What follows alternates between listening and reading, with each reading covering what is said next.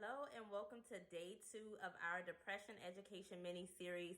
Today we are talking about identifying depression through our relationships. So if you watched the last video pertaining to depression, we talked about the symptoms of depression, but we also talked about the fact that we don't always see those symptoms directly.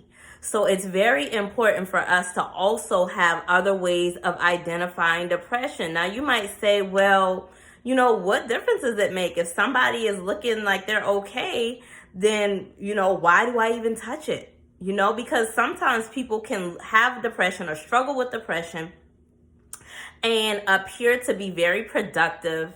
They appear to be very happy. They appear to be very engaged. So you might say, well, they're carrying it. That's something we hear a lot. They're carrying it well.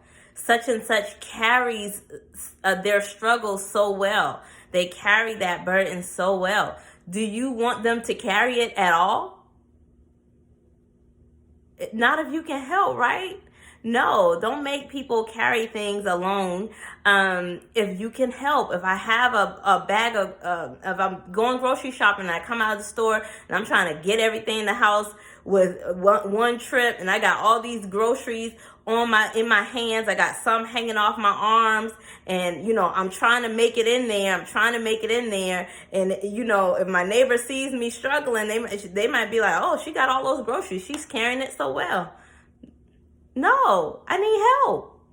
Okay, so that's why it's important that we still be able to identify and acknowledge and be able to respond to people that are really struggling with depression. And this series is what we're talking about is depression. What I'm going to talk about here is going to really apply to all of your relationships. It's going to be important to all your relationships, and I'm hoping to identify anything that may be amiss with a friend or a family member, and then in our future conversations we'll talk about what to actually do. So the most important thing in relationships, what do you think is the most important thing in relationships? Well, a lot of people will say that love is the most important thing. A lot of people will say that communication is the most important thing. I would argue that the most important thing in relationships is trust.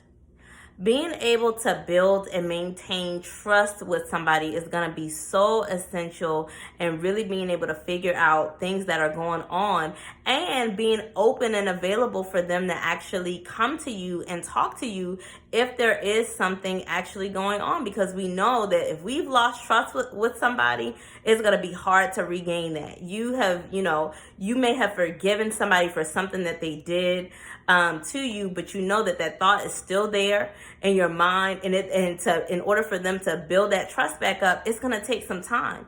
It's going to take some practice. So you don't want to lose trust when it comes to your relationships. It's very important.